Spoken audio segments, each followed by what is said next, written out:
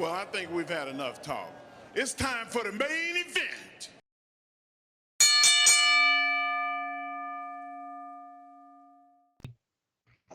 Hey everyone, welcome back once again to Vicious Chats. I am Tim Vicious. With me today, making his triumphant return, Alejandro the Great Brown Hope, but he is not alone. Dude, you want to give us a bit of an introduction for your partner here? Yeah, what's up? Tell us what your name is. Tell us where you're from. Hey, I'm Kyle Rozcoe. I say amateur pro wrestler, I think is the best way that I like to describe it. I'm from Everett, Washington. I train in Everett, Washington. I'm born and raised in Everett, Washington. And maybe even more importantly, I'm a really big wrestling fan. You can call me Kyle or you can call me Mark if you want to. I respond to both. Nice. There you go.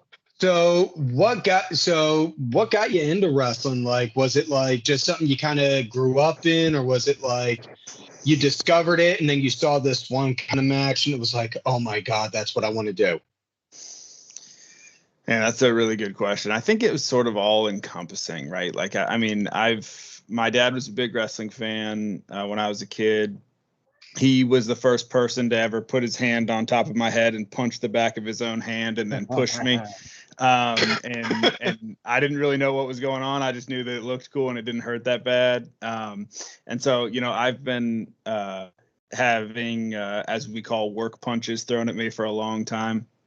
And then personality wise, I just was really drawn to Attitude Era. I was telling Tim earlier, like, I'm 33 years old. So like, that's what I came up with. I came up with The Rock. I came up learning how to raise the eyebrow. Like, I really, I grew up in that. And then through adulthood, I had like a weird, 16 to 26, that like decade for me. I was sort of a degenerate. And I always wanted to become a pro wrestler. I just never put myself in the position. And then I got myself in a pretty good spot professionally now. And over the past 4 months, I got hooked up with a local promotion, lost 30 pounds and said, let's go. That's what was awesome. the point where like you said, I'm gonna do it. I'm gonna go for it. Tell us about that. Oh man, it's I don't know if people who are spiritual or not. I got a little bit of that in me, but there was my first day in the gym, right when I decided that I wanted to get in shape. This was now 8 or 9 months ago. I went to the gym with my little brother, and I was on the Stairmaster. And I was wearing a T-shirt, Cole Crazy T-shirt, who's a good friend of mine, who's a sort of a local underground Seattle wrestling legend to some degree. And I was like a groomsman at his wedding, and I always kind of flirted with him about getting into it, but never really thought that I would.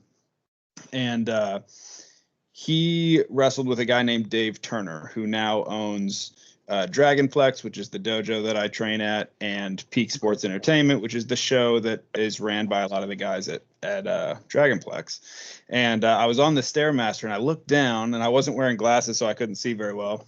And I was like, I think that's Dave Turner in the gym, my first day in the gym trying to get in shape. And I looked at my brother, and he's like, who's Dave Turner? And I was like, I think it's the guy who's going to teach me how to wrestle. Nice. And as I got off the Stairmaster, he had seen me from across the room, and he walked up to me and said, hey, nice shirt. I'm Dave. And I was like, I know who you are. And about 4 months later, his dojo opened up for trainees, and I was the first one to sign up. That's awesome. All right. That's awesome. So you're doing the training, you're doing the weightlifting and the exercising. Let me ask, are you taking it like a train to failure kind of approach with the exercising, or are you going at it more like, no, I'm just doing it to I'm just going to get myself in decent shape and then work from there? That's a great question. And I have a handful of people that have asked me about fitness lately. And the one thing that I always like to say is a lot like pro wrestling, there's a lot of different styles that can work, and you really got to find what's going to get you where you want to get you. For me, I needed some accountability. So I signed up at that gym that it's called Big Iron Gym. They're they've got 3 gyms here in my area in Western Washington. I knew the owners from my previous job, and so I got hooked up with their training program. And so they did my diet, they did my full, my splits for my exercise and all that different type of stuff. So it's actually changed. So it started with really, really consistent diet. Like I told you, I dropped, it was 30 pounds, but like 5 of that was water weight. So I like to say it was more between 20 and 25 pounds that I lost of actual like fat. And that was almost purely diet. With, of course, some exercise. But if you fix your diet, you can fix anything. And then they had my whole regular, well-rounded exercise thing put together. And now Dave, the guy who I told you who owns Dragonplex, or one of the 2 owners of Dragonplex, he's also a personal trainer. And so now, you know, I pay for training, but I don't have to pay for personal training anymore because Dave will hook it up. And so he's changed a little bit of my stuff. Now I do a lot less weight. And I do like 5 sets of 20 as opposed to like 3 sets of heavier weight, because for hypertrophy and building muscle, more reps will take care of your chest and arms a little bit more. And then also for retention, really, I'm 33 years old getting into a wrestling ring for the first time. I got to make sure I don't get hurt because I don't got that much time. So yeah, that's I get that. I get that. Listen, I'm what I know. I knew a couple of the indie guys that worked here in Erie for the indie scene here, and they all called the backyard guys yardards. I don't know if that's a term you heard up here over there or not, but yeah, I was a yardard from the time I was 12 until I was 27. Yeah. And I started doing weights when I was like 17 or 18, and I knew nothing about a whole ton of food, ton of weights kind of set. And that's why I ask you on that, because I learned the hard way. That is one of the worst ways to go, because I felt like I had 260-pound weights on each ankle, and I felt all big and bloated like that girl in Willy Wonka, the girl who was all blue. Oh, yeah. Violet. Yeah. That's who. Veruca, right? Yeah. I think Veruca was the mean one, but Violet was the one that blew up like a blue. Oh, yes. Yeah. Never do the. You will never hear me endorse the ton of food, ton of weights kind, because now I do like a mix of powerlifting and muscle confusion, but I'm also super heavy on cardio. And I'm teaching, and my son, he's 14 going on 15. And he asked me to teach him about weightlifting. So, and I tell him, listen, there's all different kinds of styles. I'm going to give you the blueprints to learn. You figure it out once you're old enough to start going here on your own and do this on your own. Because everyone's got different styles. You know, your uncle, he's got a whole different style compared to me. Well, what's he do? He trains like, okay, to put it simple, Dad trains like he's like you're telling him you need him to walk through a wall. Your uncle trains like he's trying to survive in the Roman Coliseum. Oh.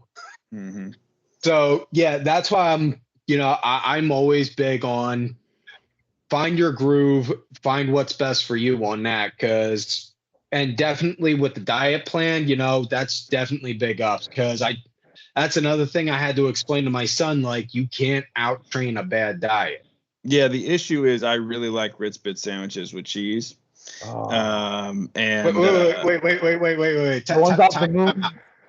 A Ritz Bit sandwich with cheese? Yeah. So there's the tiny ones, but now they've got the the throwback 8 crackers in a plastic container thing. It's about that big. So now they've got those size ones too, and I can't leave Winco without them. I don't know if y'all got Winco over there, but I'm gonna have to find those. I haven't had one of those. Holy shit. No, because dude, that just honestly, that sounds like something I would have made back when I was in college trying to go.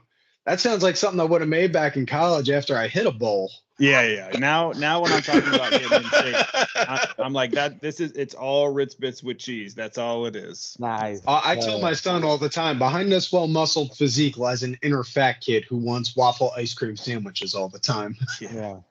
Damn. I feel you. That Yeah. reminds me of the peanut butter and jelly ones. Remember those old school crackers? Oh, Like- Oh yeah. The field trips, remember?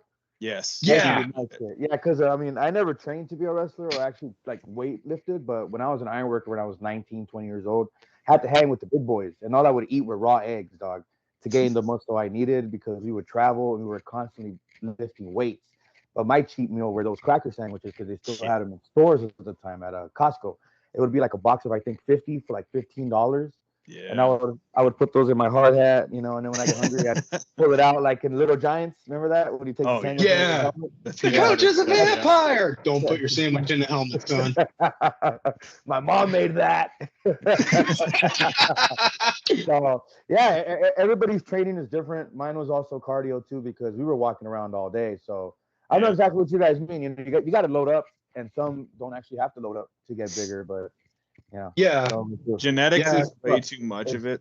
Mhm. Yeah, that's the scary part is you know, my mom's she's I look a lot more like my mom, so I think I get a lot of it from her. I'm built a lot more like she is, but my dad's like 5'8", 5'7". He was a really high level amateur wrestler, like shoot wow. wrestler.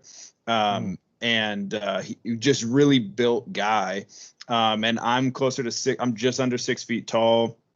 I walk around at like 205. I think that if I like, you know, just did cardio and ate okay, I'd probably lean towards like 190. Yeah. If I'm a little bit more out of shape, I can get up to 225. But I don't really have that like mass upper body wise. And so I do have to put a lot of work in. And for me, you know, if I'm going to have like a singlet top on or something without sleeves, like I want to look dope. Like I want to look like you wouldn't want to mess with me. And so that's where a lot of the work is going in right now. I'll tell you So this now. If technically, you want you're to a build second up, generation, right? yeah, One more time. Technically, you're a second generation wrestler then. Kinda. Yeah. Yeah. Kinda. I'll Bloodline. give you this. I'll tell you this now. I don't know if they brought it up to you, but if you want to build your biceps up bigger, what you can do is you do hammer curls. Oh yeah. Do hammer curls. You do them. That'll help build up the mass on there bigger. The one thing that I'm about to add, actually, a guy that I work with, I just asked him yesterday because finally I was just like, dude, like this is almost a disrespectful question because of how good you look, but like you must lift, right? And he's like, yeah. And I was like, how do you get your chest like that? Because this dude's like, he's a little bit shorter than me, but probably weighs about as much as I do. But he's built like, he just looks spectacular. And I was like, how do you get your chest like that? And he said the big one that he does is like the stand-up cable, like this. And he goes from all resistance 3 angles. cable. Exactly. And he's like, I like to, you know, I start with really low weight. And he goes, it really works your upper pec. And what people don't realize is bench works your middle and lower pec. And what makes your actual chest look bigger is upper pec. And I haven't been doing enough of it, so I'm starting to vary it. And I think by the time I'm actually in the ring, hopefully I'll have some titty on me, if you know what I mean. Nice. Oh yeah, it's a good way to put it. Yeah, push-ups will help with that also because push-ups is basically just bench pressing your own body weight. Yeah, I have no choice but to do that because I'm sure we'll get into some of this later, but you know, a lot of the movement in the ring, especially when you're talking about learning the beginning of the dance, there's a lot of up and down and you know, up and overs and stuff like that. And so like burpee and push up type of stuff, we've got to be able to do 1,000 times without blinking or, you know, you'll blow up. 1,000 burpees? Not literally, but I was gonna say, like, whoa, wait, what? Because listen, I can hit about maybe 50 Hindi squats. Yeah. No, I can hit do about 50 Hindi. I can hit about 50 Hindis before my legs give out. Yeah. You know, and that's coming from somebody with a bad back. No, I hear that same here. Yeah. My back will never be the same. But it's all good. Yeah, It'll be all right. it's So did way you, too young to feel this damn old. Yeah, I mean, I'm only 34. So Yeah, I don't know. when you started going to the school, so when you first signed up for school, how like when you brought it up to your family and all, how did they take it? Because I know you hear some stories where you hear mom and dad be like, "Oh, okay, well, have fun with that." But you also hear some people go and say, "Oh my God, I can't believe you're doing that wrestling crap. Get out of here." Yeah. So I think the big, you know, there's some people that weren't surprised at all. So like my best friend growing up, he wasn't surprised in the least bit that it finally happened.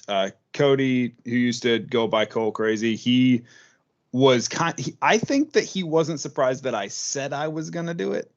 But I think that now he's probably getting a little bit more and more surprised by how much time I've put in.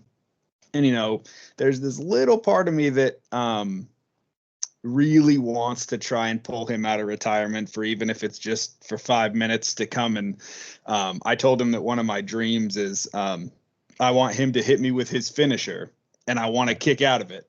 And then I want him to hit me with it twice and then me not kick out of it. I said, I just have this like vision of like, I don't need to beat you. I'm not worried about that, but I just want to kick out of your finisher once. So he's probably a little bit surprised, but like, I'm actually getting married today. Yeah. Oh, there you go. Congratulations. Yeah.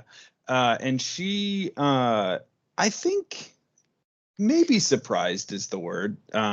But what she's definitely not surprised by is the passion that came with it after I decided to do it.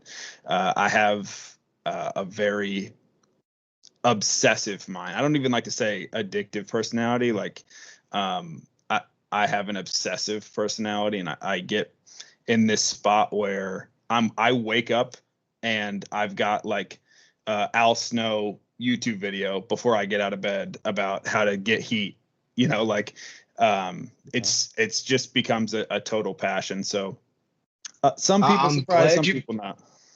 You know, I'm glad you brought up heat because I brought this up to Alejandro when we first discussed about doing this. When I was doing the yard stuff, he asked me to bring this story up. When I was doing my backyard stuff, I was tag teaming at first.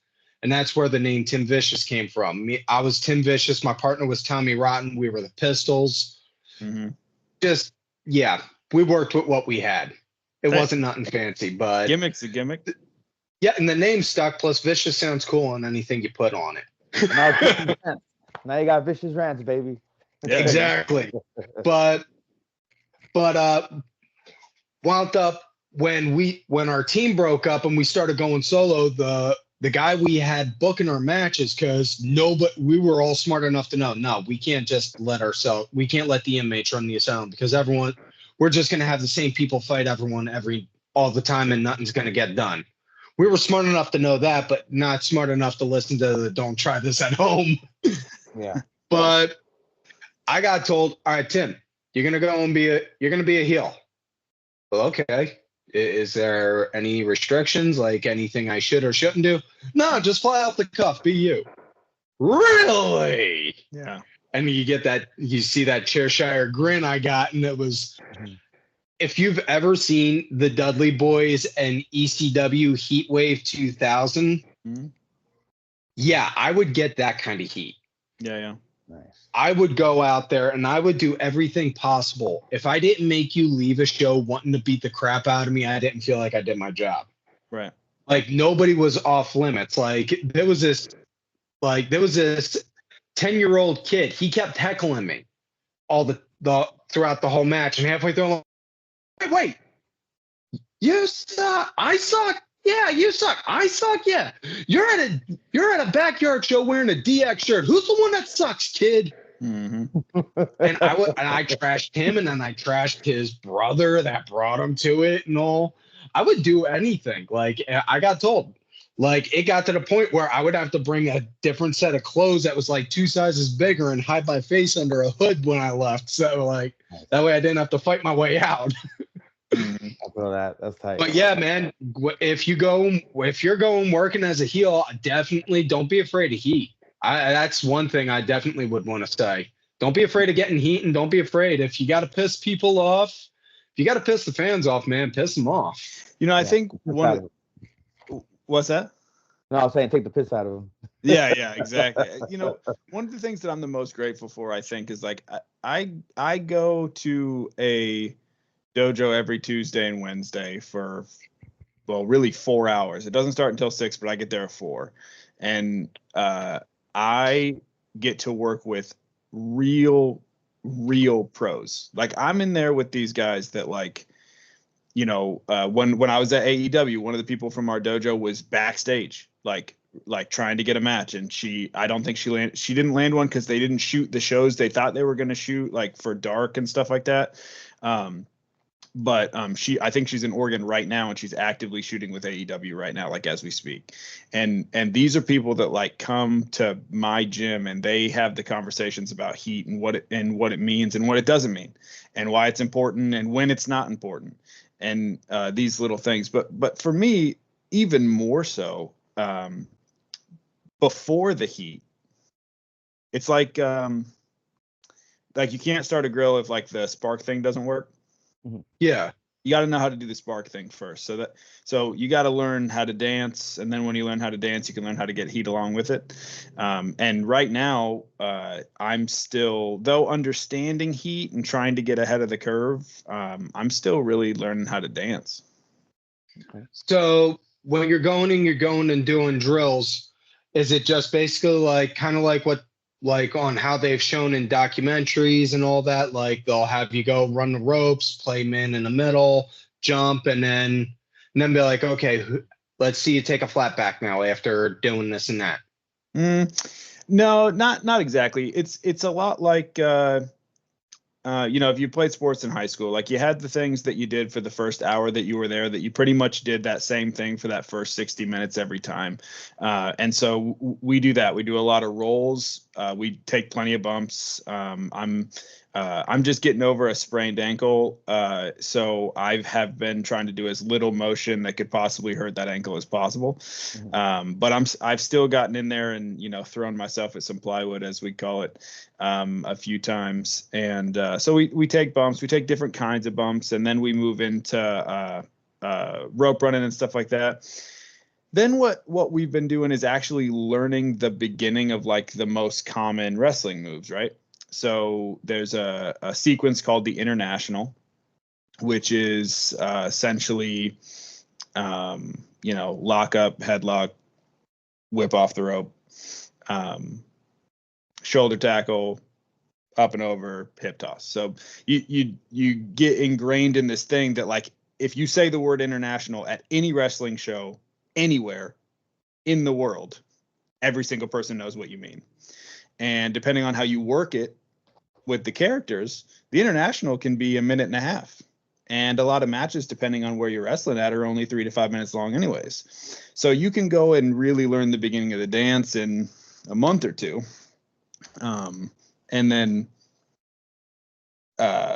transition to learning all the fancy become a character stuff. But so far we've been really just like international. And then now on Wednesdays where the pros go, I get to see like real wrestling, like these guys, like the magic, like on how to plan a match out. Dude, so here's some insider information for you. So how they practice is they will go in there and they will set up matches with each other. And the owners or the guys running it, or maybe just somebody random, will give them a stipulation, but not a stipulation like it's a cage match or a falls count anywhere match. A stipulation like you can't throw punches, or no high flying moves, or whatever. Arm drags are banned. Exactly, and they put them with specific people that utilize those things, maybe quote unquote too often in their matches.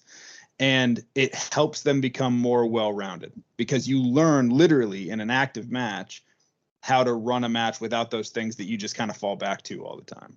Right. And then they always time them. Yeah. And then they always time them. And if you go overtime, well, I'll just put it this way. Don't go overtime. Like learning to work the commercials. Yeah. Exactly. Somebody's cleaning the ring. Yeah. So that's always been fun. And that's those are on like the pro days. At my place, it's like Tuesdays is like the actual like beginners class. And then Wednesdays is pro days. And Wednesdays I've only watched up to this point. I'm hoping that now that I'm back healthy, I can kind of jump back in there and maybe at least get my butt kicked by the pros a little bit. Nice. A little tip. I broke my ankle about like 3 months before my son was born. What actually helped me rehab it quick to where it was back to normal before he was born. My nephews wound up coaxing me into going into the swimming pool with them all that summer. So it was like 3 times. It was like for an hour and a half, 3 times a week. I was basically doing hydrotherapy without even realizing it. Yeah. Mm. Yeah, it's So good. if you I can also get a just got chance doing something like that, yeah, I got acupuncture like, for the first time too, which oof, yeah, that's oddly almost scary effective. I was a little skeptical, but immediately after, you know that it did something, and then now it's been like 48 hours, and I'm like, dude, it like loosened me up. Like I can tell I've got more movement already. So acupuncture helped a lot too. I did kinesiology. I saw a kinesiologist for my lower back about a month ago, and my back was stiff, like you'd have thought it was like a 2x4. By the time he was done, it was like, oh my God, I could actually hunch over and like I had full mobility again. I was like, it's a miracle. Yeah. So if you're ever able to, man, that's definitely something to help. Because that's so that actually brings up another thing I was going to ask you. Like, a thing I learned the hard way doing the backyard stuff is you got to learn on how to do preventive maintenance. So obviously you're just coming back from the ankle. Aside from that, like, are you building up like an idea of, okay, this is what I got to do to help make sure this don't get hurt, or I should see this guy to help prevent that? Yeah. It's for me, again, this is another thing that I think is different for everybody. For me, this revolves around confidence and confidence in my movement, right? I'm a relatively high level athlete. Like I'm not like somebody that was ever going to play pro sports, but I definitely, if I wasn't such a degenerate, should have been playing college sports, that sort of thing, right? But what happened is I spent all this time not being an athlete, and I lost a lot of confidence in myself and the way that I move and the way that I carry myself, even to some degree.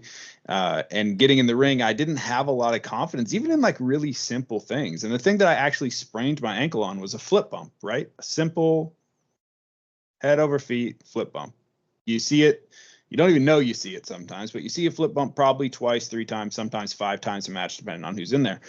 And I was learning how to do it. And I had done a flip bump, landed on my ankle wrong, sprained it to all hell, and then got back up, had too much adrenaline, didn't realize I had done it, jumped to do another flip bump and landed directly on top of my head. And when I came to, like I got that like, you haven't put the antenna on the TV yet vision. Shook that off, looked up, and shout out to, well, his name's Tony, but his wrestling name is Mickey Montoya. He's a spectacular in-ring wrestler, very Ricochet-esque. I think Ricochet is his favorite wrestler, and you can kind of tell if you watch him. He was training that day, and I just, every time I think about this, I can just see his face, and he goes, "You're not dead." And that keeps ringing in my head now. Of like, you're not dead. Like there's a lot of tough stuff that you've got to do in the ring, especially when you're learning, and it's gonna hurt, but you're probably gonna be okay. And so for me, I just have to really instill confidence in myself that like these are things that I can do athletically. I can do all this stuff, and I just have to make sure that I hold that confidence so that I don't hesitate, because hesitation is what gets you hurt. So what was it? What was it like after day one? After your first day, after you went home, called it a night? How are you feeling? What was on your mind? So 2 things, 3 total. Most positive thing was the environment itself. So I can't speak for every wrestling dojo in the world, or wrestling school, but at Dragonplex in Everett, Washington is a very positive environment. It is a cheer each other on kind of environment. It's a welcoming environment. And I felt really, really good about that, because I was a little nervous that it'd be kind of high school sportsy, just getting yelled at for the sake of getting yelled at or something. And it was not that way at all. The second thing was tuck your chin. That was the second thing that came away from day one, because I didn't on my first bump. And there's two important rules. One is attack the mat. Don't just fall on it. You need to hit the mat or it's going to hurt. And then the other one is tuck your chin. Unfortunately for me, I'm really good at attacking the mat, but early on I was really good at forgetting to tuck my chin. And I almost knocked myself completely out on my first bump. And I will never do that again. So that was the other thing, was tuck your chin. And then the third thing was, genuinely, I'm getting trained by some people that are absolutely spectacular at this. That was the other thing that I left knowing, is that if I put the effort into it, they're going to get me where I need to go, because these guys are on a different level. And that's like Rebel Kell, Nathan Fox, and Mickey Montoya are the three that like have really had a huge impact on me so far. And then Dave Turner, of course, and Chris Ross, who owns it along with Dave, are just stellar pros, is how I would explain them. They just do a really good job. Perfect timing. That's awesome. Yeah. So trying to think the right. I had it, but now it's trying to break that mind mouth barrier. Sorry. So how do you see? So, given on how far you're going along, do you got a rough idea for yourself on how far you think it's going to take until you're done training, or do you feel like, yeah, maybe a couple more months, or like, I'm feeling confident, but I want to get razor sharp and I want to do it longer than X amount of time? Great question. My initial thought was it would probably be end of year, most likely, that I would be ready to wrestle a full match. And then I thought, maybe because that would be the timeline, and this show in particular, it runs peak, the show that's ran through Dragonplex to some degree, it runs once a month, and it kind of is on like an annual schedule thing, sort of. And so I thought maybe it would be January before I'd be wrestling or have an actual like part. Well, we just got booked. Oh, is this public? Well, it's public now. The Pete got booked at like a geek fest, like a street fair in our city in Everett downtown. That's got like 5,000-6,000 people come to it every year, and they got booked for like 6 hours of wrestling. 6 hours of wrestling is all hands on deck. Yeah. Does that mean that I'll be ready? No, not necessarily. But does it mean that I am going to train every minute that I can possibly train until the end of July to see if I can get ready? Yes, that is absolutely what it means. Okay. So we'll see. It could happen. Yeah, fingers crossed for you on that, man. I mean, I'm still trying to grasp the whole 6 hours of wrestling. Wow. Yeah, it's 3 days. That's 3 days. Oh, okay. Because I was going to say 6 hours one day. Good God. That's 3 days, but it's still back to back days of I believe 2 hours apiece is how they're doing it. Now, one of the days they're utilizing as their actual July show, so like the regular show that they put on every month that has storylines and all that. That's running one of the days, but then the other 2 days is 4 hours of wrestling that is, to my knowledge right now, is unbooked. Okay. So spots for the taking. Yeah, we'll see. Now, I've got a lot of work to do, but I am also ultra confident. So we'll see. I got nothing but the utmost confidence in you on that, man. Given everything you're saying, you sound like you got a good idea on what you want to do, where you want to go with it. So let me ask you this. Do you see yourself like wanting to go and try and do something like down the road with some promotion like an NWA, or maybe try and hit Japan or hit Mexico or something? Yeah, I think for me right now, I am so completely in love with professional wrestling that like after my first match is done, like I already know, and I'm not like a super emotional dude. like I am like in expression and stuff like that, but I'm not like, it's tough to get me like teared up or something like that. Like I will be almost uncontrollably emotional after that first match is over. And like, I Well, why know that wouldn't you that's be? the case. Yeah. And so right now I can't like confidently think past that moment. I'm so like driven to get there and hear the first bell ring and then hear the second bell ring that I don't have a ton of plans past that, but I do know that I career wise I'm fine. Like I have a pretty darn good job. You know, I work in nonprofit land. It's like totally different. And it takes really, really good care of me. And so if I can wrestle once a month at Peak Sports in Everett, and that's the only thing that I ever do, that will still be so much further than I ever thought I'd be if you'd asked me 3 years ago if I was ever going to do it. So maybe that happens. But then again, Tim, maybe somebody sees a video of the character that I create dragging a baseball bat to the ring, likes the walkout song, likes the look, and sees that I'm functional enough in the ring and wants to book me. And I probably will not be the kind of guy to turn something like that down. Nice. I That's like great, man. You got know, we'll take you over to Mexico. We'll be your goons. We'll there you go. take you to But you AAA, see, MLL. You know what I'm saying? We'll get you out there. Don't even worry Mexico's about it. tough, man. Mexico's tough. That's a whole different whole different dynamic. To Like get they do the main technical. event in the middle of the show because people get so wasted and they are so violent. But even the wrestling like, itself is different. So like in Mexico, like the professional wrestling is actually different. And that's why guys that come from lucha and other wrestling in Mexico and come to do it in America are so impressive, because even like the direction that you move, like if you go and watch a WWE match and then go watch a lucha show, you'll notice the guys move the opposite direction. In WWE, they're constantly moving clockwise. And then in Mexico, they move counterclockwise a lot of the time.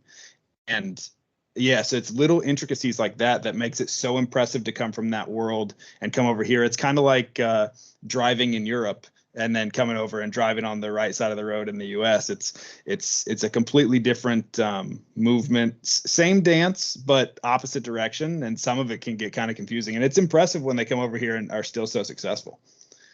And imagine one day you can take some guys over to Peak from AAA. Yeah. Come do some visits, some autographs. Yeah. Take a couple bumps for you guys. That'll be pretty cool. Be great. Yeah. We'd love it. We're gonna get your fan base started on Main Event Network. Don't even worry about it. we're gonna have to find a name. Got to talk to the higher ups, but we might be able to have you be a Main Event sponsored athlete. Yeah. Definitely. Yeah, that'd be sweet. And I'd like to get to a place where I'm impressive first. And even, I obviously have been able to interact with both of you for a long time online, but there's a part of me that that feels so determined that I almost owe it to people to be super dope. If I'm going to start having conversations about sponsorships and even just coming on here to do this interview with you and have both you guys take an hour out of your day and talk to me about this, I need the end result to be sick. And that's what I plan on doing. So whether that's, you guys following along with me, and then maybe someday we throw your label on a pair of shorts, and we're rooting for you, man. You're one of us. You're one of us. You're living the dream for us. So for us to see somebody like us work their way up that way, it's great, man. This is gonna touch people. Believe me, it's gonna put people in a positive light. Like, you know what? Maybe I can do this too. You never know. And that's the main thing on why I started up the chats in the first place, is to give back, because I've been doing the online stuff for well over 10 plus years. I put a lot of energy into it, and I want to give a thank you to the other people that have gone out there and have done the same kind of work and and let them get a limelight, let them get the spotlight. Yeah. Mm-hmm. Even if mine's may not be the biggest, but I'm more than welcome to share mine with someone.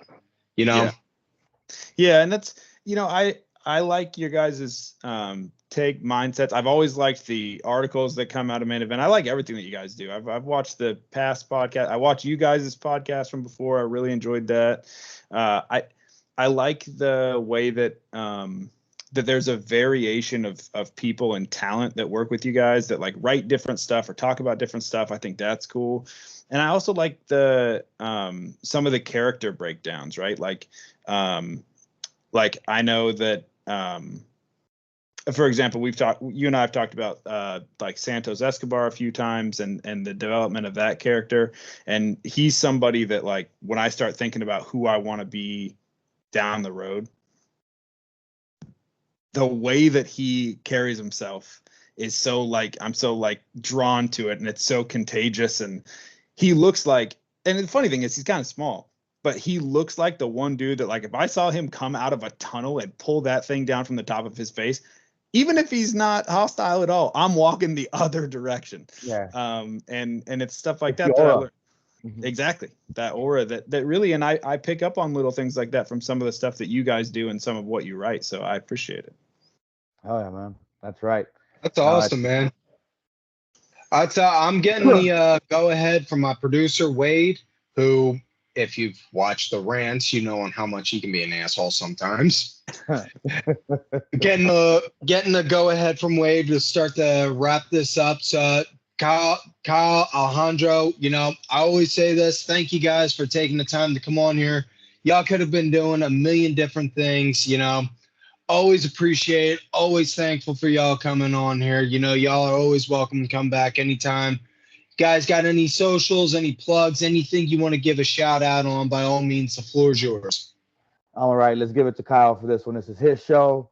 Tell the people, tell everybody where they can find you. Tell them what your name is in the ring and what's coming next. I appreciate it. I'm KJ Rozcoe, Roscoe spelled with a Z on Twitter. That's where I talk about a lot of wrestling stuff. I'm Roscoe Rips 2 Z's on Instagram. But most importantly, the shout out that I want to give is to the guys that are already doing it, that are in the ring, that help me out a lot. So check out Peak Sports Entertainment. They've got a Twitter and an Instagram. They've got a show tomorrow. I'll be working crew. I'll be putting a ring together for the first time tomorrow. So check those guys out. And then a big shout out to the guys that have trained me. Rebel Kell, Nathan Fox, Mickey Montoya, Chris Ross, and Dave Turner. Anything that I become comes from those guys. Hell yeah. That's right. That's what it's all about, man. That's awesome, dude. I know I sound like a broken record constantly saying that, but I always love hearing the positivity coming from the journey. Yeah, it's gonna be a beautiful story one day. That's yeah. Alejandro, you want to give yourself? Got any plugs or shouts you want to give? No, just find me on Twitter at the Great Brown Hope, TGR8, BRWN, the word Hope, at twitter.com, and you can catch all my blogs on Main Event Network. You can find me on Vicious Rants from time and time again, and maybe we'll do round 2 for this guy after he works his first match. Let's do it. I'll definitely, man. We got to make sure we set you up on that. And because I know you put a foot in me sideways because I didn't mention this last time we were on. The Vicious Karaoke Party is every Friday at 7 p.m. EST. It is what I've always liked to dub the most fun you can have the hour right before SmackDown. And every now and then, I'm never afraid to pull out a kazoo solo with a song. Well, hey, man, you enjoy your wedding. Congratulations. You go and get fucking married. You are the man. Don't forget that we got your back. Hitched. Have fun, dude. Take care of yourself. Appreciate you both. Thank you. Later, guys. Take care.